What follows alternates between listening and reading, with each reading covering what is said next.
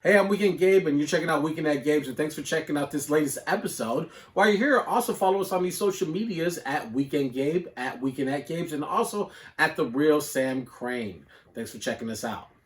We're going to reset. You're checking out Weekend at Gabe's. Don't forget to give us a follow on these social medias, or you can be like C Money Wave and jump in the chat space and engage with us there. That'd be a good idea. Always a good idea. We got a great guest coming up in just a few seconds. We've been talking about this for weeks now. It's a fantastic biography. Sam and I both have our physical copy. Speaking of physical, I own it. I can have it. It's mine. Abraham Riesman put together a delicious biography of the great Stan Lee from Marvel fame, and he joins us now tonight on Weekend at Gabe's. Good evening, sir. How are you? I'm doing just fine. Thank you for having me. We appreciate it. It is a pleasure. It is an absolute honor to have you here. Oh, shucks. Thank you. I'm sorry my hair is kind of a mess. I haven't showered today. It's okay. That's okay. It's fine. I told Sam this story this week that I was on a virtual call and they didn't have their camera on, so I just immediately thought it was a phone call. But they were looking at me, and I just totally forgot because I was just talking at the screen. Yeah. And then I smelled something that smelled like sweat, and I just did like a little quick, check to like make sure it wasn't me. And then the person was like talking about something, and they just stopped like on a dime. Like, did you just check your pits? I was like, yes, I did, because something didn't smell right, and I had to make sure it wasn't me. This is how we open the show almost every time here on Weekend. Talking about body odor, is pit stains just immediately. Okay, that sounds fun. Diving right in. Glad I could help. It's absolutely real. But anyways, thank you for joining us. That has nothing to do with Stan Lee or you or the book, but I thought it was a funny intro. But the book is phenomenal. There's so many tidbits about the icon Stan Lee that we didn't know, or that if you didn't read his own biography, there's a great contrast between your fact checking and the story he's been telling us. So I wanted to lead into another quick story that I'll go into briefly that will unfold this whole hour that we're going to be together. I was telling my father about your book, and he was really interested because he grew up reading comic books, and he's in his mid-60s. And so, and about this idea that Stan Lee may not have been exactly who we thought he was, and might have oversold himself just a little bit, right? And so he tells me a story where he worked for under someone who kind of took all the credit for everything that everyone was doing inside the shop and built himself up to be someone that he wasn't, to get promotion or get greater accolades at the job. And he's like, this is something that's been going on since the beginning of time, that people have always oversold themselves to uplift themselves. With that being said, is Stan Lee doing anything different in time that we haven't seen before, with him maybe possibly telling us a slight of his story just to build himself up to be what he thought he was in his own mind? Well, I mean, people tell stories about themselves all the time, right? I mean, Stan was like all the rest of us. We construct narratives about ourselves and present them to the world. And it's hard not to smooth the truth to benefit you in some way or another. So, of course, I mean, I can't presume to know the interior of Stan's mind, but certainly there were a lot of instances in which he told versions of events that made him look, like something that he wanted the world to see. So it's something that everybody does, but it's something that, was an interesting challenge to deal with, because here was a guy who had done a lot of myth making, both literally in terms of the work he was putting out, although of course how much of that was his creativity versus other people's creativity is up for debate. But also in creating the character of Stan Lee. I mean, that character has been enormously successful, remains successful to this day. This book is not going to leave, I hope I've illuminated some things, but I don't expect that, people are going to take my word for it over that of the Disney Corporation. So, you know, it's been a very effective character, the character of Stan Lee. But it's not who he really was. I mean, it's who Stan Lee was, but, you know, there's this whole other Stan Lee who happens to have been a flesh and blood human being who is quite something else entirely. So I wanted to, sorry, Gabe, I wanted to ask a question sort of backed off of that, because you include in the book a great photo of you at a Comic-Con getting an autograph from Stan Lee. So talk about sort of separating your love for the character from this now work that you have to do with the biography. I didn't really love the character. I never really had an emotional relationship with Stan Lee. I'm perhaps lucky in that way, given that this task fell to me. You know, I loved Marvel, and I was aware of Stan going back to the early 90s when he was hosting the Marvel Action Hour, the sometimes forgotten cartoon show of the millennial generation. I don't know. When I got him to sign the beat up copy of Fantastic Four number 47 that I bought at that Comic-Con, the Wizard World Comic-Con in Rosemont, Illinois, I don't know. I hadn't even read the comic. It was just something that I knew. I mean, you know, at the time I was like 12 or something, and it was hard to find reprints of these things. So you had to go to a con and buy old issues to read them a lot of the time. I got it signed because I knew that Stan Lee was a big deal, but not because I had grown up idolizing him. And that never really changed. You know, I didn't have any particular hatred toward him or anything. And I was just aware of him as a significant figure rather than having any kind of parasocial relationship with him. So, you know, that signature moment is fascinating, but it was not one that was born out of me fulfilling my fanboy dream of meeting my hero, you know? Do you think that makes the work easier then to sort of separate? Yeah, like I said, it probably is a blessing because there wasn't somebody who had a deeper passion for Stan Lee maybe would write a just as good but very different book. For the purposes of what I was trying to do, you know, I think I was lucky that I didn't have much emotional skin in the game. That meant I was able to be a little more cold-hearted, which is unfortunately what you have to be when you're a biographer. Yeah, absolutely. You mentioned like thrown in your lap. So let's backtrack for a moment. I remember hear you talking about this. Was it at the New York Magazine or Vulture? One of your I wrote a profile of Stan that ran in early 2016 on Vulture, which is the culture site of New York Magazine, and you know, it did pretty well. And one of the people who read it was the editor, was the person who ended up being the editor of the Stan Lee book.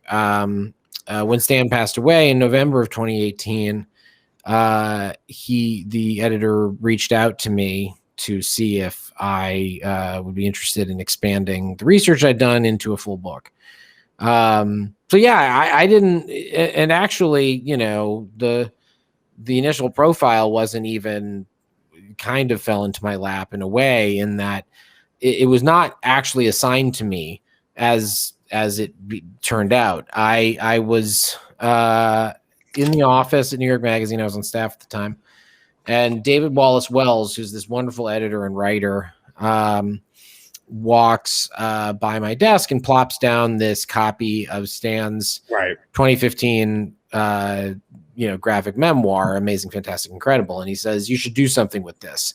And I assumed he meant, oh, you've heard this story already. Should I skip it, or no, go in. No. Okay. All right. I've just told the story before, and I never know whether I'm repeating myself for an audience. No, go in.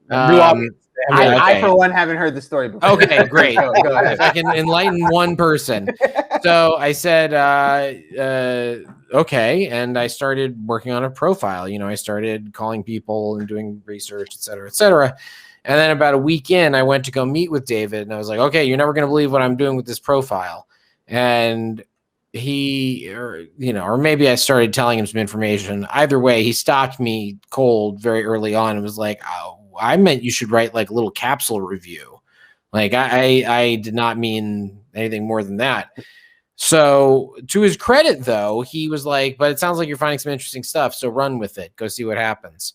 So I did. And yeah, so in both cases, both the book and the profile, it was something of it wasn't exactly me thinking, here's what I'm going to do and then doing it. It was sort of odd circumstances leading to me having opportunities, you know? Absolutely. Yeah. What is it about the you talk about this early in the book about like there's this almost this ongoing theme of I don't want to say stealing, but taking other ideas and people manipulating those. And we see that we saw that in the great documentary Bob and I think it was Bob and Bill about Batman, Kane. Batman and Bill. Yeah, Batman and Bill. And Bill Finger, who was who for so many years was not credited for his work for Batman. And then later in your book, there's this episode where the idea of Captain America, it wasn't a unique idea. It was kind of like a formation of what someone already else had done, and then they just manipulated it into something else. But did you kind of like going through this to do your own research and experience, a sense like a theme of the culture in comics that comics was a very fly-by-night business filled with shady businessmen who did all kinds of ripping off of one another and swiping and you know, it was dishonest work in a lot of ways. There was something exciting about that and creative about that, but also it was not a great place for labor because people or intellectual property rights. I mean, it was the wild, wild west when it came to who was handling that thing, that whole industry. Yeah. I'm curious what side of the argument you fall on. 'Cause I mean, the crux of I think what Gabe's trying to get at is sort of the Jack versus Stan thing. And you break it down. You read the book. You think I'm gonna just in this interview be like, hey, actually, you know, in the book I say it's unanswerable. In the book I say it's unanswerable, but actually in this interview I'm gonna tell you. I was kind of hoping you would lean one side or the other. No, I mean, I don't know. It's not. Who cares? We're never gonna know. It doesn't matter. Like on some level, you have to live with the fact that this information is relevant, but you're never going to have the answer. That you have to consider possibilities and try and act accordingly, but you have to live with the ambiguity because that's the ambiguity is the only truth. Right. There's nothing else. You're never going to have the definitive answer of who created what with the Marvel Universe. So deal with it. I'm not saying to you specifically, although you do have to deal with it. I mean, the whole world. And that's part of the lesson of this book, if I may be so bold as to say there's a lesson to it, which is you have to live with ambiguity in your life. It sucks because the human brain doesn't want to have ambiguity. And sometimes it sucks because you need to fight that ambiguity. And I don't know. It's so hard to deal with the fact that we're not going to know between Stan and Jack who created those characters. And it drives people crazy. I mean, you see the fights that have broken out over this book and well before this book, going back decades. People really don't want there to be uncertainty and they want to have a side that wins and they want it to be their side. And that's that's never going to happen, folks. You're just going to get caught in this hamster wheel for the rest of your life if you're trying to find that answer. That's something that I hear from people when I try to sort of explain what the book is trying to do, like present this sort of objective role. They're like, well, they get defensive like immediately, like, well, it's not going to change how I feel about Stanley. Like, exactly. This is my thing. Yeah, and it's like I just hate that that's where we're at as a society. Right. I mean, it's where there's nothing I could do about it, but it's like. I don't say anything actually controversial in the book, like in terms of going out on a limb. If anything, I'm too conservative in saying that there is this ambiguity and we're not going to be able to answer the question. But you have to understand, people just have this very deep emotional relationship, not just with Stan, but with the idea that Stan's story is completely happy and simple. Right. You know, before the book even came out, before there were even reviews of it, before anybody knew anything about it, unless you were in like the immediate inner circle of people I was showing advanced drafts to, people were mad about the book because and their evidence was that the subheading was the rise and fall of Stan Lee, because people would be like, fall? He never fell. What are you talking about? This guy's a jackass. And here's the thing. Even beyond my book, leave my book aside for a moment. Leave aside the notion of Stan having anything to do with anything bad in his life for a moment. He fell in a very public way in his final few months. Like, the tabloids were filled with stories about Stan Lee committing sexual crimes, being the victim of elder abuse, and not just the tabloids, the Daily Beast, the Hollywood Reporter. If you were an actual fan of Stan Lee, of the Stan Lee, the flesh and blood Stan Lee, if you were a fan of his, you would have been completely aware of that stuff, and you would have no problem with the subheading, because you'd know, of course he fell. He had a miserable final year and a half of his life. That's about as bad as it can get in terms of just elder abuse and misery. Not as bad as it can get, you know what I mean? But it was a really rough situation, and not one that like was breaking news with my book. Right. And yet people just get angry that you're trying to make their happy story be sad. Yeah. You know, and I don't know what to do with that. I respect that people learn a lot from the lessons that the Stan Lee character taught them, and the comics themselves, maybe they really like, and there's no crime in any of that. But it's just frustrating to see people, I don't know. I shouldn't diss anybody. I respect whatever. It's just frustrating to me that there's this degree of narrative picking that we do. And then, you know, well, I think it's, you know, it's the people who get most mad at sort of the idea of the fall are the people who weren't paying attention. And I think exactly. Well, that's the thing. It's like the fall happened. It's right there. And why? But that's not something that people want to incorporate into the story. They write it out, and that's how it works with everything in frickin' society right now. Society, I hate it. You know. Well, I was telling Sam, because I was listening to like a podcast interview that Stan did like 10 years ago, and his presentation was always someone, like you mentioned, like a happy person who was just excited to talk about everything that he's done, and excited that people were still asking about it. And it's kind of hard to be upset or mad at anyone that projects that kind of energy. And I could see why people feel a certain way or attachment to his liking, because there's a innocence about this old man that they would want to hope to have a small piece of that feeling, and saying anything opposite to that jeopardizes that opportunity. And so I think that's why people feel the way that they feel, and any sort of opposition researcher articles that say anything negative about him, it's slander, or you're just hating on him. But that's Stan culture. I mean, it's Stan culture with a capital S and a lowercase s, you know. It's you pick your hero and you stick with it, and you know, there's not a whole lot I can do for those people. I hope they read the book. I have no ill will toward them, but I don't expect that they're going to come running. Well, when you're researching this book, you're reaching out to his relatives, his friends, family members, etc., partners. What was there ever like either a aha moment, or a moment of like, damn, that's not good? Well, I mean, the big coup that I had was I was able to get Larry Lieber, his brother.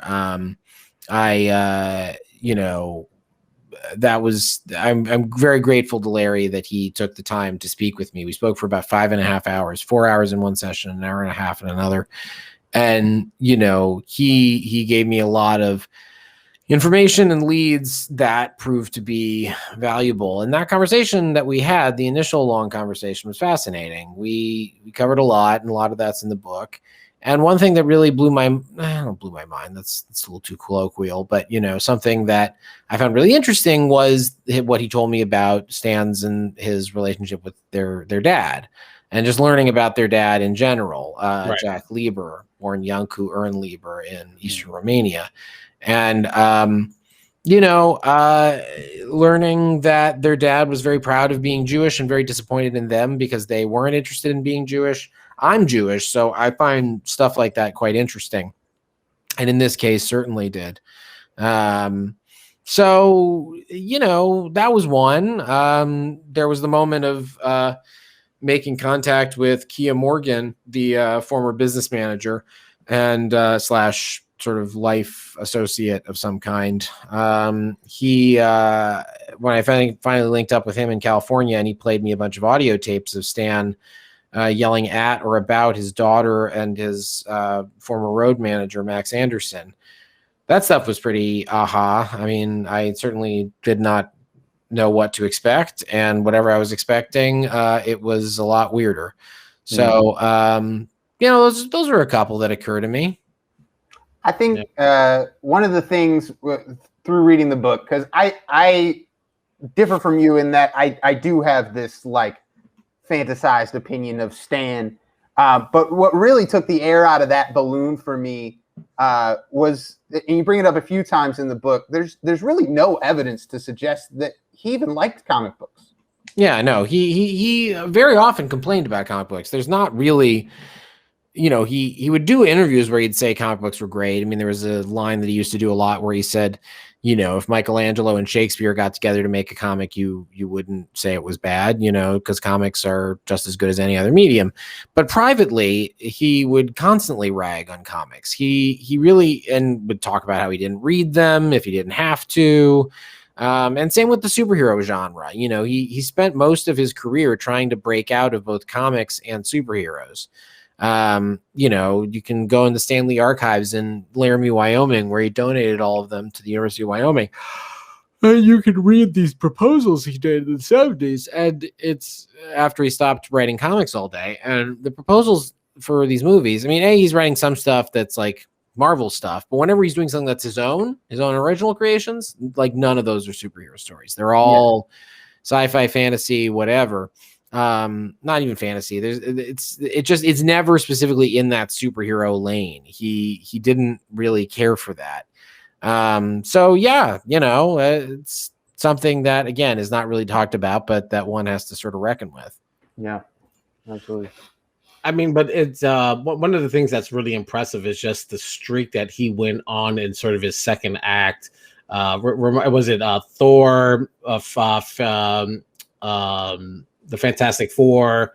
It was like 3 or 4 characters or books that he put out in a span of like 16 months or 18 months. Yeah, I mean, over the course of 1961 to 1963, you have this tremendous outpouring of creativity. Yeah. I think one of my favorite passages in the book is like that really shook me because this is not even halfway through the book. Like this is right in the middle. Stan's good days as a respected creator of new material were, unbeknownst to him at the time, permanently over. And I remember dropping the book out of my hands when I read that. And I was like, holy shit, we're not even halfway through. And I turned the next page and we're in 1972. And I'm like, oh my God. Like, well, it's true. I mean, he that was it. Yeah. I mean, there was after 1972 when he stops doing active duty work, there is no like period. There are a couple of comics here and there that people speak highly of, you know, like mainly his collaboration with Mobius, Silver Surfer Parable. But for the most part, after that point, there's no stretch of time where he's cranking out work that anybody really cares about. Like, it's weird to say, but it's true. I mean, Stripperella was about as far as it got. And, you know, most of the time he was pitching things that didn't materialize or making things that nobody paid attention to. And it's very strange because that whole stretch of his life, which is the majority of his creative life, people just didn't talk about. You know, by the majority of his creative life, I mean, also including before the Marvel Revolution, very little of what he did had any kind of cultural impact. And that's fascinating. You know, like here's this person who has this decade, basically a little over a decade, where everything changes for him and everything changes for the world. And you know, it makes one wonder what it's like to experience that. Do you think that was sort of the benefit of maybe, I know Larry Lieber was involved sort of in the early days of Marvel, but do you think that was a benefit of having that conversation, that he was outside of sort of this mythological creature that was Larry and Stan had a complicated relationship. They were not estranged exactly in that they actually worked together, or at least, more Larry worked for Stan most of the time, but they weren't close, and Stan rather could be very cold to Larry and do things that really hurt Larry. And Larry, I asked Larry whether his brother ever told him he loved him, and he said no. It was just, that was not the kind of relationship they had. And it was interesting. So yeah, in a way, Larry was kind of an outsider to it, because he knew Stan before the character of Stan Lee, and he survived to see the end of the character of Stan Lee. And he was always, it's like I say in the introduction, he's the last one who remembers what it was like before remembers Stan before Stan. Right. You kind of touched on like that point where his runs over, and the chapter in Hollywood, when he's out there, he's trying to pitch these stories, he's going into these boardrooms, people are just confused about what he's trying to get on TV or launch. But there's an interesting tidbit that he was pitching an idea that kind of had a similar idea to what became the Power Rangers. So it's like he kind of had his pull. He kind of had a good idea, or at least had a pulse on what was about to happen, but he might have just been a little bit too early. Yeah, and who knows? Maybe his idea for that wouldn't have panned out. His approach to it. But it is a reminder that he did have instincts. I mean, whether or not he was the one who created the characters in the Marvel universe or was the primary writer on the stories, he certainly knew how to be an editor on that and coordinate things and and sort of, to a certain extent, interact with the audience and realize what they want. Yeah. Sorry, what was the question? I forgot. No, it was just to suggest that there were some things about him that he was trying to get started and move Marvel into an entertainment medium. Oh yeah. He wasn't able to launch a lot of ideas, but there were some things that he was just a little bit ahead of his time. Right, that's true. But yeah, for the most part, even though he had some things that seem, that maybe they were ahead of their time. And you know what? Maybe the entire concept of Marvel movies, obviously he was ahead of his time on that. I don't know whether, he would have. I was going to say, do you think he was maybe, maybe a victim of just, what movies could do at that time? Yes, I was about to say, that's the other thing you have to remember, is that superhero movies kind of were an insane idea at the time, because special effects weren't there. There hadn't been a critical mass of superhero movies that people were into. Executives were not, from the generation that took comics seriously necessarily. So yeah, the odds that anyone would have been able to get Marvel off the ground as a movie empire, live action movie empire in the 70s or 80s or even the 90s is, it was not good odds. So we can't, we have to remember that we probably wouldn't have done a very good job either. Yeah. Do you think that the popularity, or I'm going to say the Marvel rising from the ashes post 2000, when the movies start taking off, even though Fox has rights to X-Men, Spider-Man, so this is before Marvel Studios, but the reintroduction of superheroes to the commercial audience, if that doesn't happen, does the lore of Stan Lee kind of stop because he leaves the company? Maybe. I mean, the cameos are a huge reason people know who Stan Lee is. I mean, the cameos are the reason why billions of people know who Stan Lee is, as opposed to just many millions, because the movies are seen by people everywhere. It's a mark of global entertainment. And yeah, without those movies, Stan, I think, would still be in the history books. but he'd be much more of a much shorter entry. I mean, he made a huge impact on a lot of people. There would still be lots of, creative types and not just creative types who've succeeded in the world who would say, oh, Stan Lee was an inspiration to me. But as a character that people recognize visually and sort of thematically, I think without the boom in Marvel movies, you wouldn't have seen that. No. Mm. What about Stan as the business head of Marvel? There's obviously there was pieces of the universe that were sold off, like we're mentioning to Fox and to other studios, and that was to kind of just show up and keep the lights on at Marvel. So what about him as being like a business operative of Marvel that people don't really talk about? Because that seems like that's the part of the story that doesn't fare well. Well, when we talk about, he wasn't a great businessman. I mean, he was a good editor, but as evidenced by, and he could operate within a business structure run by somebody else. But as evidenced by his post-Marvel companies, he had a lot of trouble.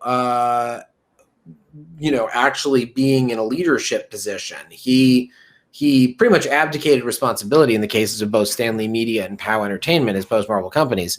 He just abdicated responsibility for managing business affairs, and just said, I'll leave this to everybody else. And in both cases, you ended up with severe legal problems, accusations of fraud. In the case of Stan Lee Media, an utter spectacular collapse and DOJ and SEC investigation. Stan wasn't a good businessman, knew he wasn't a good businessman, didn't try to be one, but often ceded power to people who were also bad businessmen, but may be able to do the song and dance a little bit and convince him to get involved with them. Mm-hmm. Yeah. Ultimately, when you wrapped the book and you were saying like there were still some things that you felt a certain way about that might have convinced you otherwise about him as a person, but do you think that as going into it, kind of like learning a lot of things on your own, that Stan Lee should stand on his own when you think of the icons of pop culture? Or that it's justified to look a little bit closer and examine. Of course, you have to look closer and examine. I mean, people don't want to because we live in a stupid culture. I mean, it's a bunch of. I mean, you go to any sort of pop culture chum website where it's just stuff get regurgitated. I'm not going to name any names because people have to have jobs.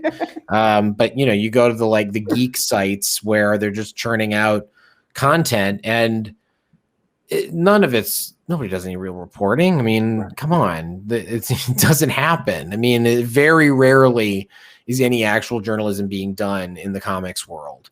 There are people who do it and I admire them and I love highlighting their work, but the people who are doing it, that's not their full-time job because there are no full-time jobs in comics journalism really. They are, barely getting by as freelancers for the most part. It's an industry that goes unexamined, or under-examined, not unexamined, but heavily under-examined. And the people who are examining it, who are often great and really want to do good things, are under-resourced. This is not an area that people feel like investing in. You're talking about the death of the Chicago Tribune. Well, you think it's bad for the Tribune? Look at any smaller site small geek site that's just trying to eke out an existence. They have to play nice with Marvel, DC, whoever, with Warner Brothers, or I guess now whoever is going to be owning Warner Brothers in the future, Disney, and just saying nice things about them and not questioning the narrative. It's because they need to get exclusives from them. They need to get advertising from them.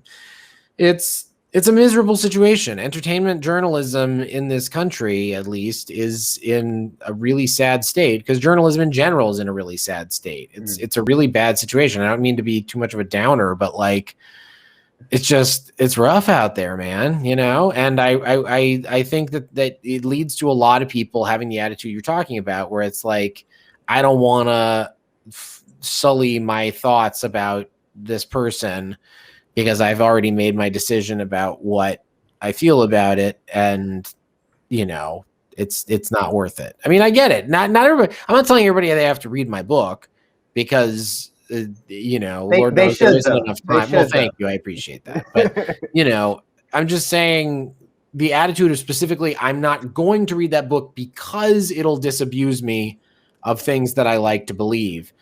That is problematic. Not reading the book because you don't have time for it or it's not interesting to you. I have no argument with that. Lord knows there are plenty of books that's true of me. But you know, I just the denunciation. Sometimes I go, I wish our country were, or our internet or whatever is our everything. We're better than that. I'm going to warn you guys. I'm getting really dehydrated, so I need to get a drink of water soon. You're good. I got one quick one. I want to wind the clocks back a little bit. First question: do you think more often than not, as a biographer, you end up at the finish line of sort of that ambiguity?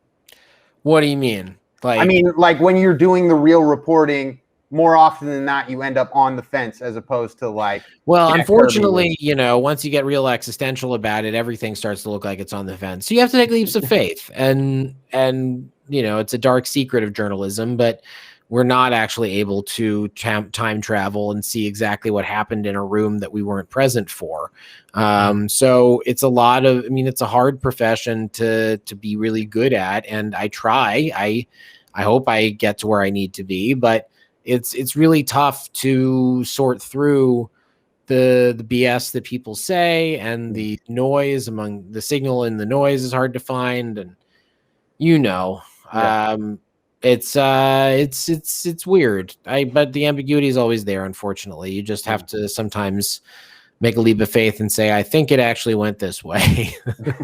I just wasn't prepared to do that with the Kirby and No, respect. I respect. I was just, you know, you got to see if you can put. No. I feel it. I gotcha. I want to wind the clocks back a long way back, because the first time I ever saw you interview somebody was in 2007. You had an interview with Beck. With Beck. I was 2006. Close. 2006? Very close. Yeah, it was November of 2006. I won a contest that MTVU, their college network, was doing, where it was called a show called My Shot With, and the person who won, who could prove that they were like a super fan and also, I guess, able to do an interview, got to go interview their hero. And I was a huge Beck fan. I was, throughout my young life and then into college, I was just obsessed with him. And it was a great interview. It went really well. It only existed really to promote their upcoming awards, the Woody Awards, which I can't believe they actually called them. But the MTVU Woodies were coming up. I don't know what that was short for, but the double meaning was clear to everyone. So they just had me like, I did this long interview, and it was a lot of fun, and we covered a lot of ground. And then the finished product, you know, and I can't blame them for this. It's how the hustle works. The end product was just like, you know, it's like 3 minutes long, and it's mostly like, so tell me about your new album. Like, what do you think of this music video you just made? And they like left out all the like, he like told me like all these weird stories about how like Aphex Twin was going to produce Midnight Vultures, his 1999 album, and like that fell through. And he told me about like, you know, faith and raising his children and all this shit. And all they left in was mostly nonsense, except for one thing, which seemed cool for many years and now is supremely embarrassing, but I'm going to tell you anyway. One of the questions I had for him was, what's your favorite 90s R&B slow jam? Because I know he's fond of that genre. And he said, I got to go with Bump and Grind by R. Kelly, and we sang it together because we both knew the words. And it's like, in retrospect, like, Jesus Christ, I'm from Chicago. Like, I all of the stuff about R. Kelly was out there. It was getting reported. Jim DeRogatis was talking about it every day, but I didn't like Jim DeRogatis. You know what? This is a perfect example of the kind of bullshit, you know, prejudicial mentality that we all have. I, as a youth, used to listen to Sound Opinions, and I just, every time Jim DeRogatis had an opinion. I had the exact opposite opinion. You know, he didn't like Pavement. I loved Pavement. He didn't like Guided by Voices. I loved Guided by Voices. You know, just all of this stuff. It felt like we were on the opposite sides of everything. So I just disregarded everything he said. And of course, at the time, he's like sounding the alarm about, you know, one of the most horrific alleged, I guess, I don't know, you know, incidences of child rape that's ever like made it into the headlines. And we're just sitting around going like, dum-de-dum-de-dum, R. Kelly's great. And like making jokes about peeing on people. And like, I mean, I'm the 8 millionth person to point this out. But anyway, this is a real far tangent from you asked me about Beck. But it was a fun interview. And I'm glad we had our moment, even if now, in retrospect, I feel like a complete asshole for not paying attention to what was right in front of my face. Oh, good. Like, listen, I would love to. Is that available on the YouTubes anywhere? I don't know. I posted it somewhere online that I won't tell you. Maybe you'll find it someday. I know it's not cool to listen or play R. Kelly, but I would love to I would love to see this. Yeah, I know. Well, it's not. It's just for like 2 seconds. It's us saying the opening lines. So I don't think R. Kelly gets any royalty. Maybe he does. Well, not from watching it on my page wherever I posted it. Anyway, I gotta go. I'm kind of losing it here. It was really nice talking to you guys. Thank you so much, Abraham. The new book, it's out there. True Believer: The Rise and Fall of Stan Lee. Thank you. Go buy it at a local bookstore if you can. Yes, please. AbrahamReesman.com. You can find all of your Abraham Reesman needs there. I got mine in Oak Park, so I was Oh, where'd you go? The book table? The book table, absolutely. They had it there. Gotta love the book table. Oh man, I gotta go back and visit. All right, thanks, gents. Thank you so much. Enjoy. We appreciate joining Gabe's. Stay safe. All right, that was really fun. Yeah, man. What an amazing interview. What an amazing guy. Just a guy who's doing a lot of great work and a real life, reporter. You can tell that he did the work, and no matter how you feel about Stan Lee, put your feelings aside and go check it out. Just give it a shot, because I don't know that my opinion of Stan Lee changed having read the book, but it certainly lost a little bit of its luster, a little bit of its shine, and you saw it for the human he was and not the myth he created.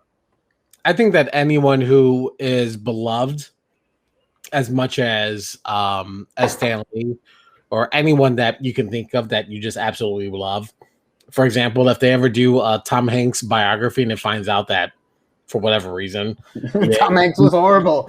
Tom Hanks was peeing on children. I'm like, you know what? I'm surprised, but I almost I should have known better.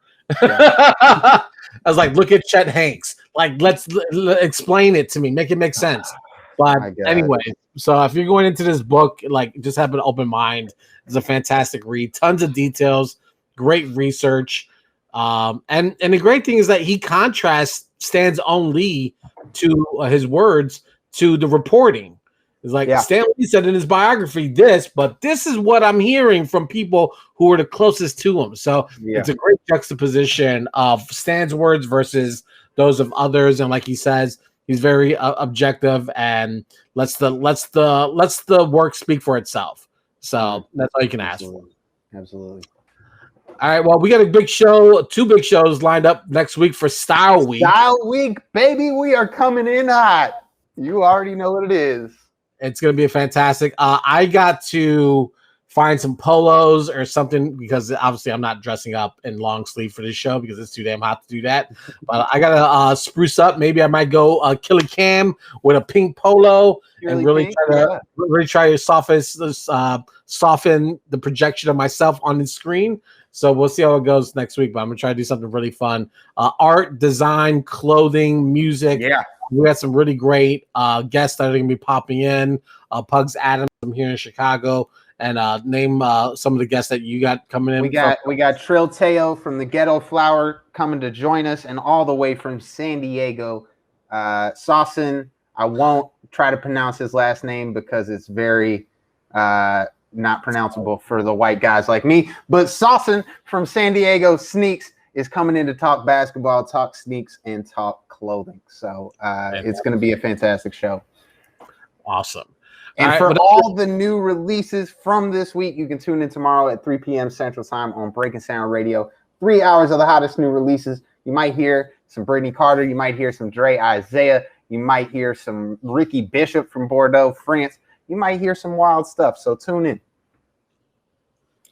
Okay, Abraham made me yawn. Yeah, everybody's yawning now. It's a long day. All right, guys, we'll be back at 8:00 next week also. So the time shift, we're back at 8:00. We're back at the regular time next week, y'all. So catch us at 8 p.m. Central Time. All right, happy birthday to my baby boy. Yes, sir. Happy birthday, Benny. So we're gonna toast up tomorrow and get like. Have you ever seen? What's the movie with Will Ferrell? And they're the drunk old guys at the old school. Old school. Will Ferrell getting completely wasted at a kid's party. Dude, you got a dart in your neck. It's amazing. So we're gonna get turned like that. After the birthday cake is cut, it's like drink. We might have to get super inappropriate. All right, guys, enjoy the rest of your weekend. Be safe, stay cool, and we'll do it again Tuesday here on Weekend at Gabe's on Twitch. Bong. Hey, I'm Weekend Gabe. Thanks for checking out this latest episode of Weekend at Gabe's. Click on any of the links swirling around my head, and also hit the subscribe button while you're here. Thanks for checking out us here on YouTube.